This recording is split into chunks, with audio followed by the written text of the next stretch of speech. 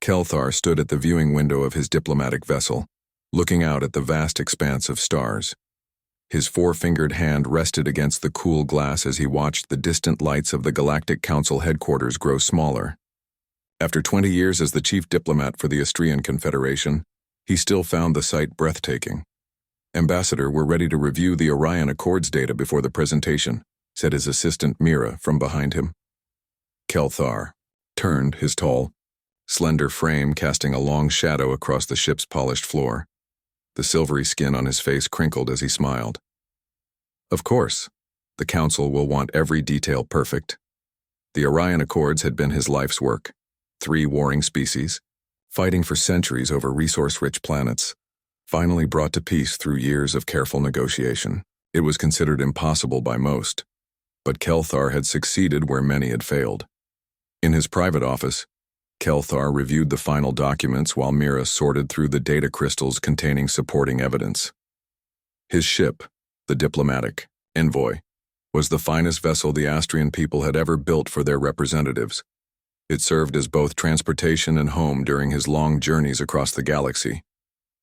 "There's something strange here," Mira said suddenly, her dark eyes narrowing as she examined a data crystal. This file was hidden inside the resource allocation tables. Kelthar looked up. Hidden? By whom?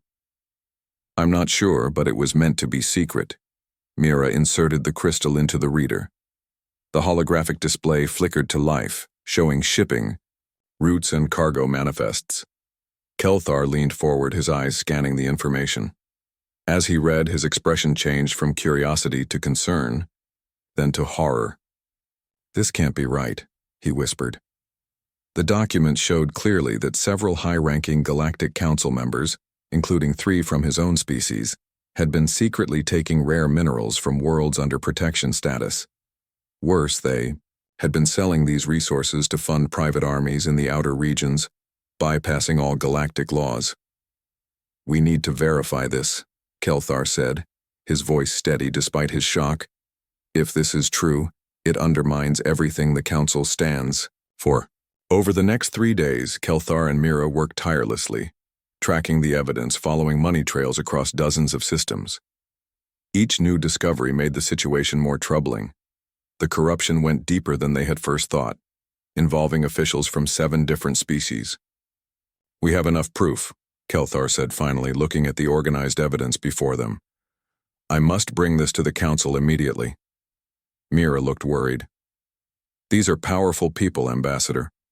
Perhaps we should approach this carefully." Kelthar shook his head. "The Council was founded on principles of transparency and justice. I have served them faithfully for 2 decades. They will want to know about this betrayal." The next morning, Kelthar prepared to present his findings. He wore his formal diplomatic robes, the deep blue fabric marking him as an Astrian of high rank. The evidence was secured in his personal data device. "Ambassador," the ship's computer announced, "there's an urgent message from Council Security." The holographic image of Security Chief Doral appeared, his reptilian features severe. "Ambassador Kelthar, you are ordered to return to Astrian space immediately. Your diplomatic credentials have been suspended pending investigation." Kelthar stared in shock. "Investigation? On what grounds?" "Treason against the Galactic Council," Doral replied coldly. "Evidence has been presented showing your involvement in illegal resource trafficking from protected worlds." "That's impossible," Kelthar said, his mind racing. "I've discovered others committing these crimes. I have proof." "Your proof has been examined and found to be falsified," Doral interrupted. "Return to Astrian space now, or you will be considered hostile." The transmission ended abruptly. Kelthar stood frozen in place, trying to comprehend what had happened. "They're framing you," Mira said, her voice shaking. "They must have learned what we discovered." A loud bang echoed through the ship as something hit the outer hull. The lights flickered. "We're being boarded," Mira cried, checking the security feeds. "Council security forces." Kelthar made a quick decision. "Take the evidence and use the escape pod. Get to my contact on Rigel Prime. He can help spread the truth." "What about you?" Mira asked, already gathering the data crystals. I'll draw them away, Kelthar said, moving quickly to the ship's controls. Someone must survive to tell what really happened. After Mira left in the escape pod, Kelthar programmed a course that would take his ship into disputed territory, where the Council forces would be hesitant to follow. He could hear them breaking through the outer doors as he finished.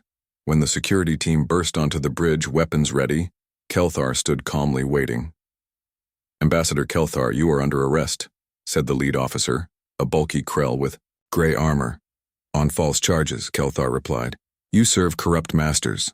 The officer moved forward with restraints, but at that moment, the ship jumped to faster than light speed, the sudden acceleration throwing everyone off balance.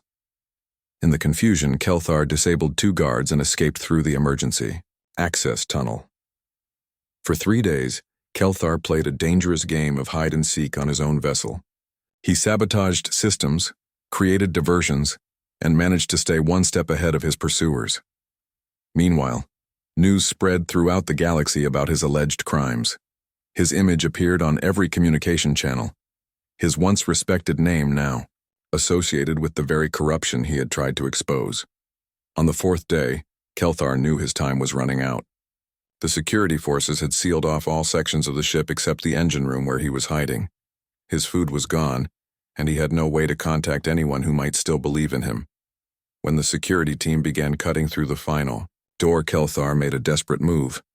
He overrode the safety protocols on the ship's jump drive, programming a random far jump, a dangerous maneuver that could take him anywhere in the galaxy. As the door melted away and the security team rushed, Kelthar activated the jump. The ship shuddered violently, warnings blared, and space itself seemed to tear open around them. Something went wrong with the calculations. The ship's computer screamed warnings about system failures. The diplomatic vessel reappeared in normal space with a catastrophic engine breach. Alarms sounded throughout the ship as systems failed one after another. Through the viewing window, Kelthar saw an unfamiliar yellow star with a small blue planet orbiting it. As life support began to fail, Kelthar dragged himself to the emergency pod. His pursuers were either dead or unconscious from the violent jump. With shaking hands, he set a course for the blue planet. Computer, identify location, he gasped, feeling his strength fading. System designation, Sol. 3rd planet, Earth. Status, pre-galactic civilization. Minimal contact protocols in effect. Kelthar had heard of Earth, a primitive world largely ignored by the galactic community. As his pod launched away from the disintegrating ship, he wondered if he would survive long enough to reach the surface. The irony wasn't lost on him. After decades building alliances across thousands of worlds, he was now fleeing toward one of the galaxy's most isolated planets. His own people had turned against him. The council he had served faithfully had betrayed him. As the blue planet grew larger in his view screen and his pod began to shake with entry into the atmosphere, Kelthar closed his eyes. He had nowhere left to go but down. The escape pod tore through Earth's atmosphere, glowing red-hot as it descended. Inside, Kelthar struggled to remain conscious. His silvery skin had turned a dull gray from injury and exhaustion. Warning lights flashed across the pod's control panel as the small craft shook violently.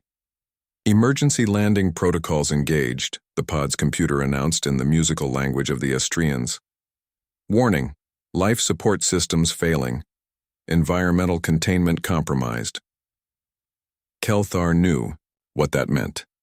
His species could not breathe Earth's oxygen-rich atmosphere.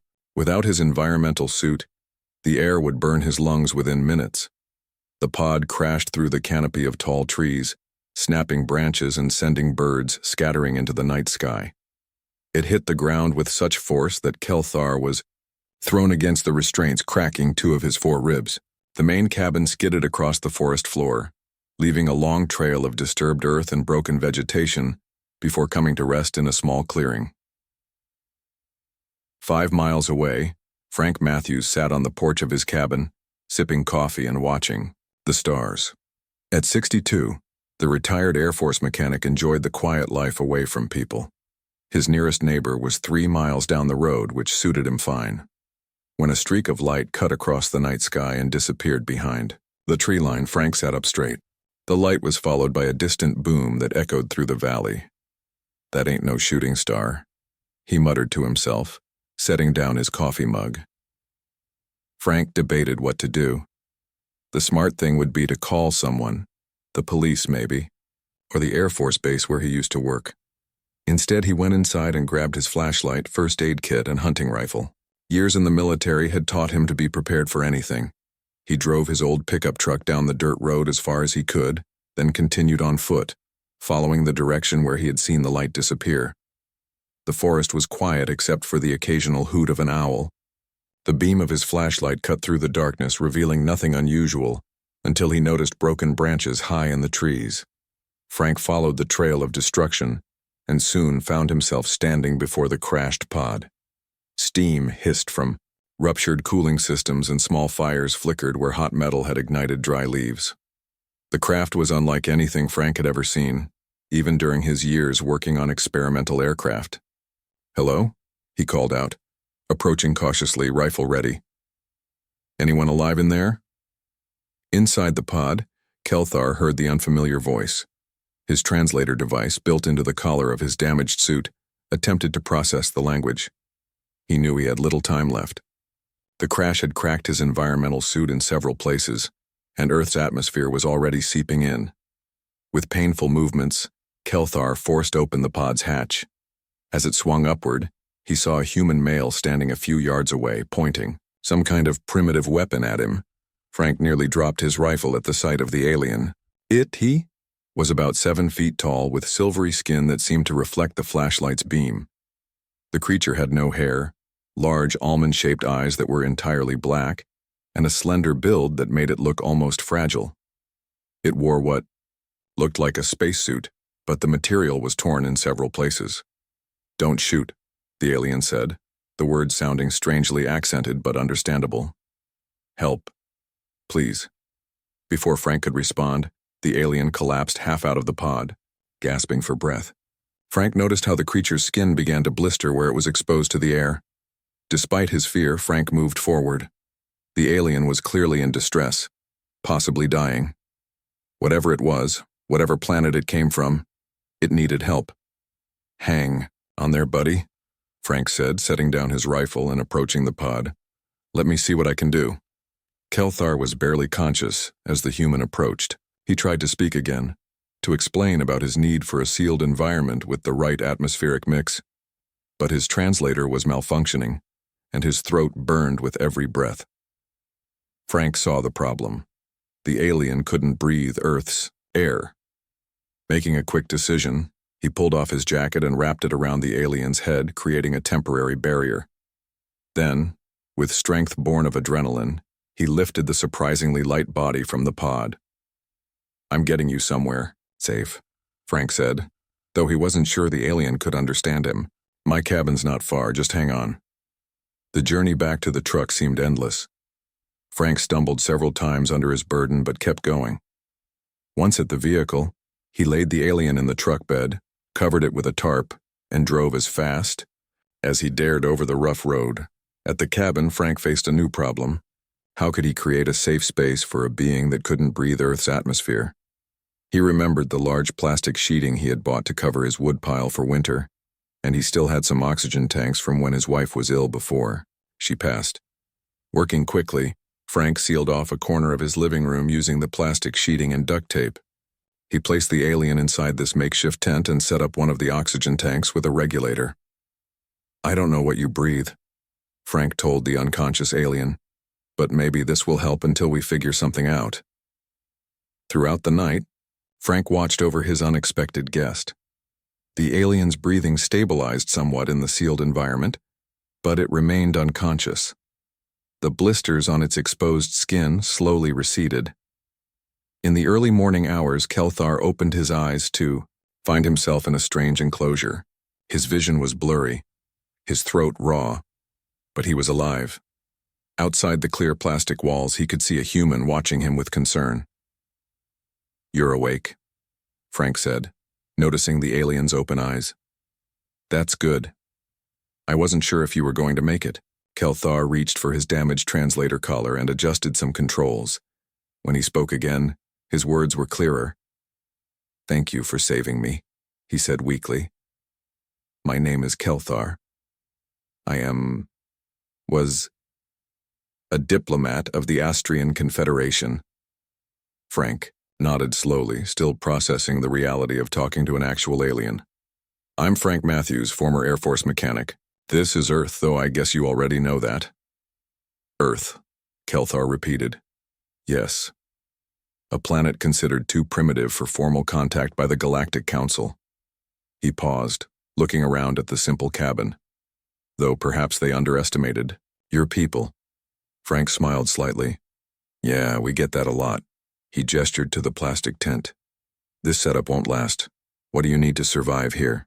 "My ship," Kelthar began, then stopped. "No, my ship was destroyed. My environmental suit is damaged beyond repair." He looked directly at Frank. "I need a sealed space with a specific atmospheric mixture. Without it, I will die within days." Outside, the sound of vehicles approaching made them both turn toward the window. Frank peered through the curtains to see 3 black SUVs coming up his driveway. "We've got company," he said grimly, "and something tells me they're not here to welcome you to Earth with open arms." Frank moved quickly away from the window. "We need to get you out of here," he said to Kelthar. "I cannot move far in this condition," Kelthar replied. His breathing labored even in the makeshift environment. "Then we need to hide you." Frank looked around the cabin, thinking fast. The cellar. There's an old storm shelter under the kitchen floor. A loud knock at the door made them both freeze. "Mr. Matthews, this is Agent Paul Weber with the Department of Special Research. We need to speak with you." Frank gave Kelthar a reassuring nod, then went to answer the door. Outside stood 3 men in dark suits. The one in front showed a badge. "Mr. Matthews, we detected an unusual atmospheric entry in this area last night. Did you see or hear anything unusual?" Frank kept his expression neutral. "Saw something fall, maybe a meteor. Heard it crash too. I was going to check it out this morning." Agent Weber studied Frank's face. "Mind if we come in and talk?" "Actually, I do mind," Frank replied firmly. "I've got a niece coming over soon. She's bringing supplies for my oxygen tanks. Doctor says I need them for my emphysema." The mention of a niece coming gave Frank an idea. He needed help with Kelthar, and his niece Samantha was the smartest person he knew. "We won't take much of your time," Weber insisted. "Look," Frank said, "I served this country for 22 years. If I see anything worth reporting, I'll call the number on your card. But right now, I'd like to get ready for my niece's visit." Weber didn't look convinced, but he handed Frank a business card. "We'll be in the area for a while. Call immediately if you remember anything else." As the agents drove away, Frank hurried to his old rotary phone. He dialed Samantha's number, praying she would answer. Samantha Matthews was in her university lab when her phone rang. At 28, she was one of the youngest biology professors at the state university. When she saw her uncle's number, she answered immediately. He rarely called. "Uncle Frank? Is everything okay?" "Sam, I need your help," Frank said, keeping his voice low. "It's urgent. Can you come to the cabin today, bring your microscope and lab equipment, and some oxygen tanks if you can get them?" "Oxygen tanks? Uncle Frank, what's going on?" "I can't. Explain over the phone. Please, Sam, it's important." There was a pause. "I'll be there in 3 hours." Back in the makeshift tent, Kelthar was examining his damaged environmental suit. The translator in the collar was working, but the atmospheric regulators were beyond repair. "Your government agents will return," he said when Frank came back. "They will have detected the unique materials of my vessel." "I know," Frank replied. "My niece is coming. She's a scientist. Maybe she can help figure out what you need to breathe properly." Kelthar looked at him with those large black eyes. "Why are you helping me? Your government would reward you for turning me in." Frank shrugged. "I've seen what governments do with things they don't understand. Usually involves a lot of cutting and testing." He paused. "Besides, you needed help. That's reason enough." When Samantha arrived, she carried 2 large cases of equipment and a small oxygen tank. Frank met her outside and quickly explained the situation. Her eyes widened in disbelief. An alien? Uncle Frank, if this is a joke. No joke, Sam. He's hurt and needs our help. Inside, Samantha froze at the sight of Kelthar. The alien nodded to her in greeting. Hello, Samantha Matthews. I am Kelthar, former diplomat of the Astrian Confederation. He can speak English? Samantha whispered. Translation device, Frank explained, pointing to the collar. Now he needs help with his breathing. His atmosphere is different from ours. Samantha set up her portable equipment and began testing the air inside Kelthar's damaged suit. After an hour of work, she looked up with excitement. His atmosphere has much less oxygen than ours, and higher levels of nitrogen and argon. I think I can create a mixture that will work for him. Using the oxygen tank Frank had and some equipment from her lab, Samantha created a better sealed environment in the corner of the cabin. She adjusted the gas mixture until Kelthar's breathing eased and his color improved. That's better, Kelthar said, sitting up straighter. Thank you, Samantha Matthews. As evening approached, Frank prepared a simple meal for himself and Samantha. Kelthar explained that he had emergency nutrition tabs from his suit that would sustain him for a few days. So why did you crash on Earth? Samantha asked as they ate. Kelthar told them about his discovery of corruption in the Galactic Council, his framing, and his desperate escape. Frank and Samantha listened with growing concern. Sounds like politics is the same across the universe, Frank commented. I believed in the Council's principles, Kelthar said sadly. I spent my life promoting peace and cooperation. Now I am a fugitive. But why did they go to such lengths to stop you? Samantha asked. The evidence I gathered implicated leaders from 7 major species. It would have collapsed the current power structure, and Kelthar hesitated. I believe they feared what would happen if the outer colonies discovered how they had been exploited. Their conversation was interrupted by the sound of a helicopter flying low over the cabin. Frank peeked out the window. They're back and they brought friends. Samantha looked worried. Uncle Frank, harboring an alien life form might be considered treason. I don't care, Frank said firmly. He needs help and I'm not turning him over to be dissected in some lab. Kelthar watched this exchange with growing confusion. In his experience, people rarely helped others without clear benefit to themselves. The concept of helping simply because someone needed it was foreign to his culture. There is something I should tell you, Kelthar said. My people possess limited, telepathic abilities. When we are in danger, we can sometimes connect mentally with other species. Frank and Samantha looked at him with surprise. I can share my memories and knowledge directly with you, Kelthar continued. It might help you understand why I was betrayed and why they are hunting me. Frank sat down beside the plastic tent. Do it. Show me. It may be overwhelming for a human mind. I want to know what we're dealing with, Frank insisted. Kelthar reached out a 4-fingered hand and placed it against the plastic, across from Frank's hand on the other side. Their eyes met, and suddenly Frank's mind was flooded with images. Majestic alien cities, diplomatic meetings with strange beings, secret files showing illegal shipments, and finally, the betrayal. When it ended, Frank gasped and fell back. Samantha rushed to his side. Uncle Frank, are you okay? Frank slowly sat up, his eyes wide. I saw it all. He's telling the truth, and there's more. They're coming back for him. Someone from his world sent a hunter.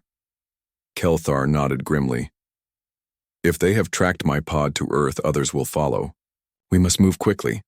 Outside, more vehicles could be heard approaching the cabin. Frank looked out the window again and saw 5 black SUVs parking in front of his cabin. Men in tactical gear were getting out, along with Agent Weber. We need to go now, Frank said urgently. There's a trapdoor in the kitchen pantry that leads to an old storm tunnel. It comes out near the creek about half a mile away. Samantha quickly gathered her most important equipment, while Frank worked to make Kelthar's sealed environment portable. They used a large plastic bag from Frank's garage, sealed it with duct tape, and filled it with the right gas mixture from Samantha's tanks. This will only last an hour or two, Samantha warned. He'll need a better solution soon. A loud knock came at the door. "Mr. Matthews, open up. This is Agent Weber. We need to speak with you immediately." Frank led Kelthar and Samantha to the kitchen pantry. He moved aside some canned goods, revealing a small metal door in the floor. "My grandfather built this during the Cold War.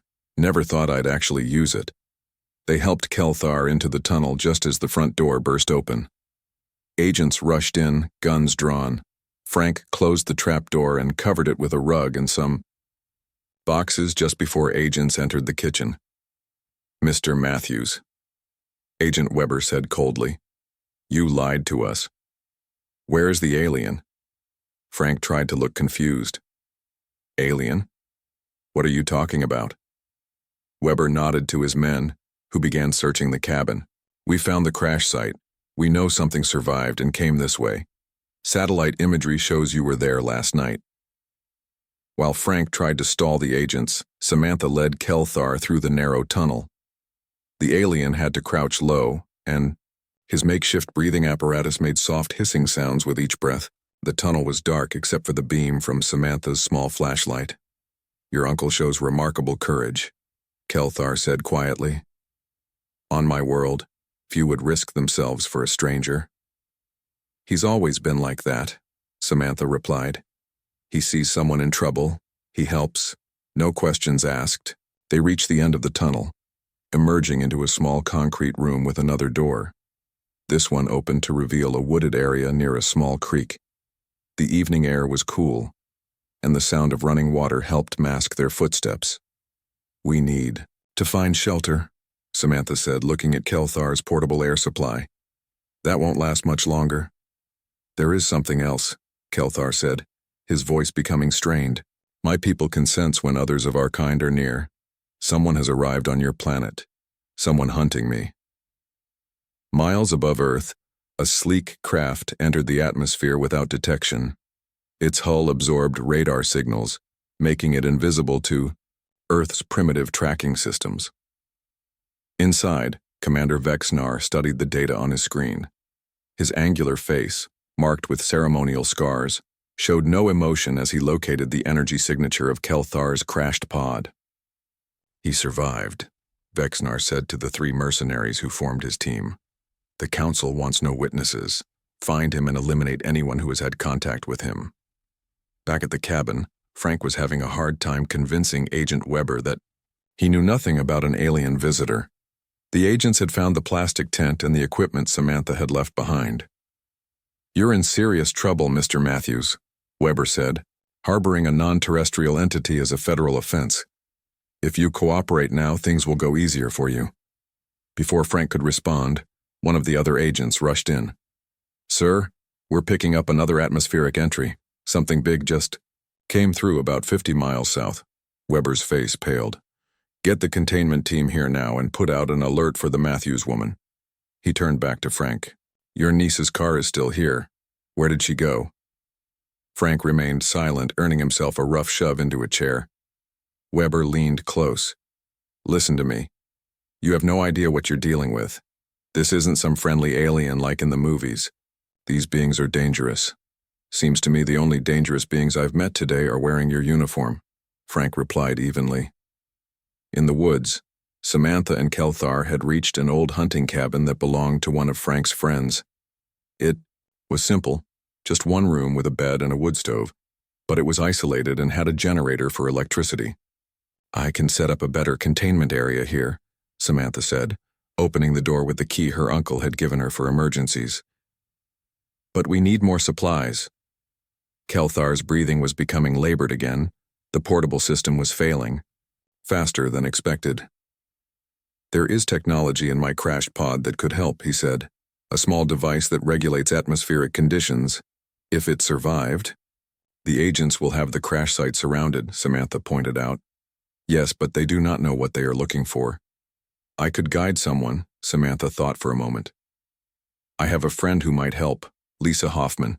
She works with the research division at the university. She has access to more equipment than I do." Using the cabin's old landline phone, Samantha called her friend. Lisa was skeptical at first, but her curiosity won out when Samantha mentioned Government agents searching for an alien visitor. I'll bring what I can, Lisa promised. But this better not be a joke, Sam. 2 hours later, Lisa's car pulled up to the hunting cabin. She stepped out, carrying 2 large cases of equipment. She was a tall woman with short red hair and an expression that changed from skepticism to shock when she saw Kelthar through the cabin window. Inside, Samantha quickly explained the situation while setting up a new containment area using plastic, sheeting from her friend's supplies and the remaining gas from her tanks. Lisa stared at Kelthar with wide eyes. This changes everything we know about life in the universe. There are many species in the galaxy, Kelthar said. Earth has been left alone because your development is considered unpredictable by the Council. After Kelthar was settled in the improved containment area, he reached out his hand toward Lisa. You have doubts. I can show you the truth, as I showed Frank. Lisa hesitated, then nodded.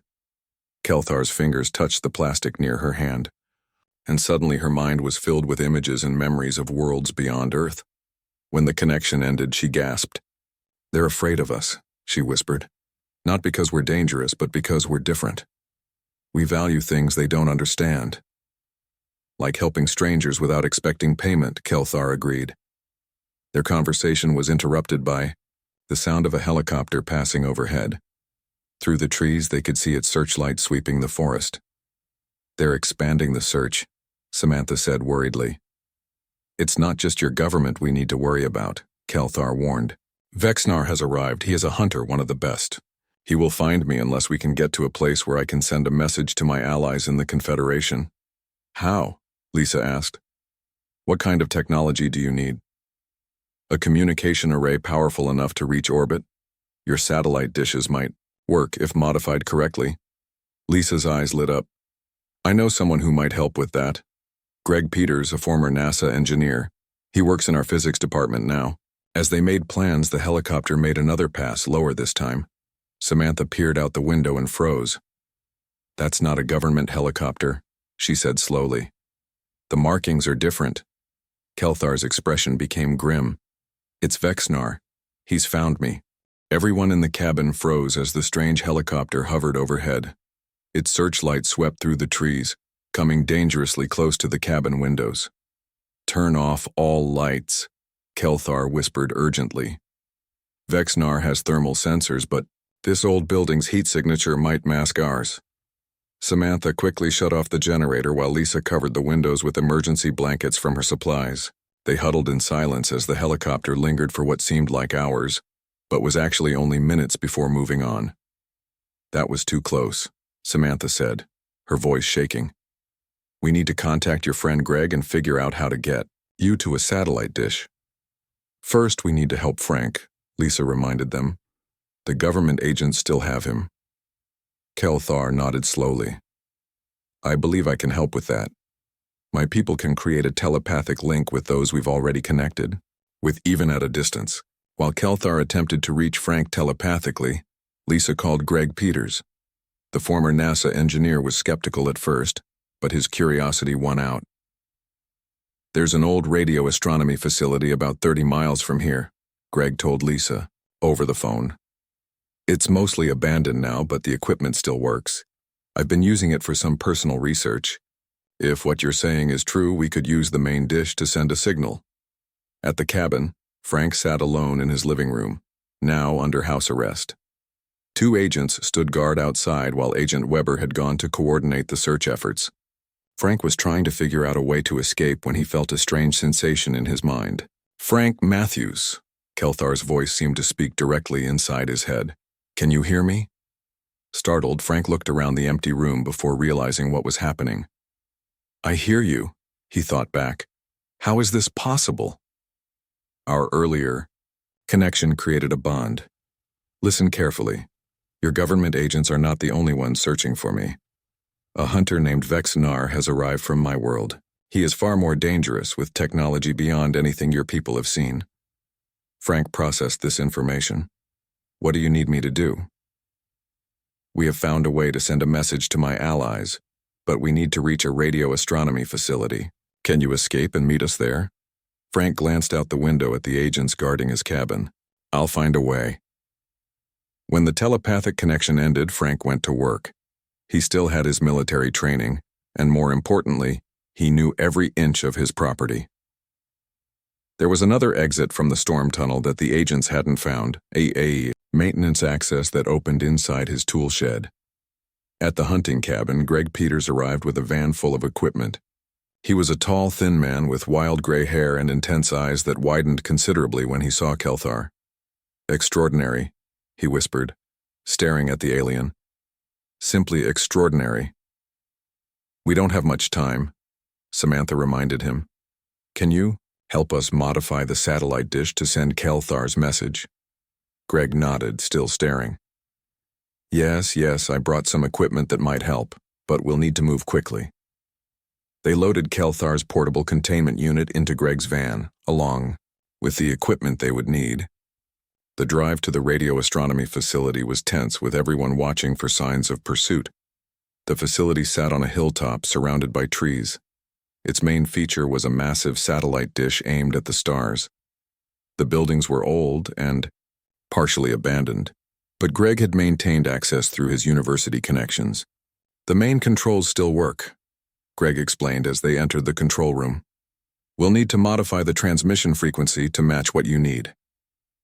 Kelthar, now extremely weak from the journey and his failing air supply, directed them in making the necessary changes. Lisa and Greg worked together on the technical aspects while Samantha monitored Kelthar's condition. Just as they finished the modifications, they heard the sound of a vehicle approaching. Everyone tensed, but relief washed over them when Frank stepped through the door. "Uncle Frank!" Samantha rushed to hug him. "How did you get away?" "Those agents might know how to hunt aliens, but they don't know squat about hunting deer in these woods," Frank said with a grin. "I gave them the slip through my backup tunnel." His smile faded when he saw Kelthar's weakened state. "He doesn't look good." "His air supply is almost gone," Samantha explained. "We need to send this message quickly." Kelthar connected a small device from his suit to the modified control panel. "This contains the evidence I gathered against the Council along with my location. My allies will come if they receive it." Greg activated the satellite dish, which slowly turned toward a specific point in the night sky. The equipment hummed as it powered up to full capacity. "Signal transmitting," Greg announced. Just then, the lights in the control room flickered and died. Emergency backup lights came on, casting everything in a red glow. "What happened?" Lisa asked. "Someone cut the power," Frank said, moving to the window. Outside, he could see figures moving through the darkness toward the building. "We've got company." The door to the control room burst open and Agent Weber stepped in with 4 armed men. "Nobody move," he ordered. Before anyone could react, the windows shattered as something fast and powerful crashed through them. 3 metallic spheres rolled into the room, releasing a thick gas that made the human agents collapse instantly. Through the broken windows stepped a tall figure in armor, unlike anything Earth had seen. Vexnar's helmet retracted, revealing a face similar to Kelthar's but marked with ritual scars and cold, calculating eyes. "Ambassador Kelthar," Vexnar said, his translated voice smooth and dangerous. "The Council sends its regards." Frank moved to stand between Vexnar and Kelthar, but the hunters simply waved a device that froze Frank in place. "Your human protectors are brave but foolish," Vexnar said to Kelthar. "Did you tell them what happens to primitive worlds that gain too much knowledge of galactic affairs? Your actions have doomed them all." Kelthar struggled to stand within his failing containment unit. "You were once an honorable enforcer, Vexnar. What did they offer you to become their executioner?" Vexnar smiled coldly. "A seat on the Council itself, power, wealth beyond imagination." He raised a weapon. "Now it's time to tie up loose ends." Frank, fighting against the paralyzing field, managed to move just enough to reach a piece of equipment on the console. He smashed it into the device Vexnar held, breaking the paralysis effect. Chaos erupted as everyone began moving at once. Greg and Lisa took cover while Samantha worked desperately to maintain Kelthar's air supply. Frank tackled Vexnar, a brave but futile gesture as the alien hunter easily threw him across the room.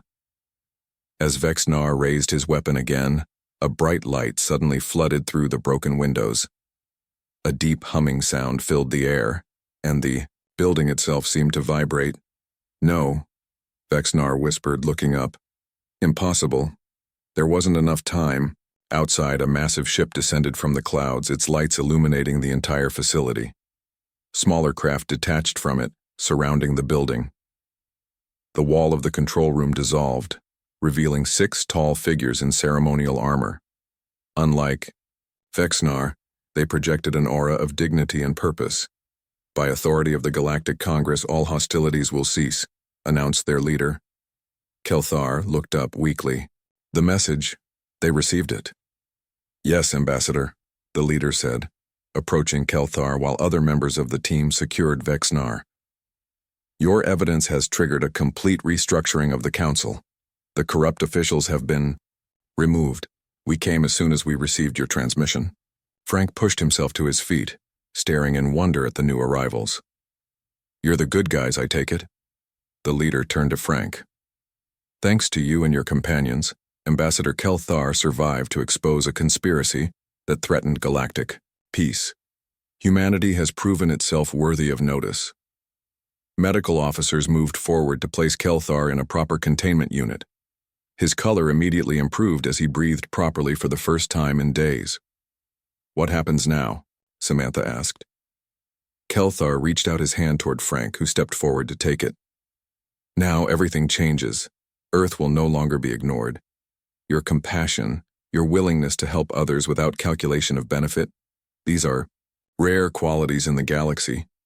Perhaps they are exactly what we need more of." Frank looked from Kelthar to the stars visible through the broken wall. "Guess we're not alone after all." "No," Kelthar agreed. "And thanks to you, neither am I."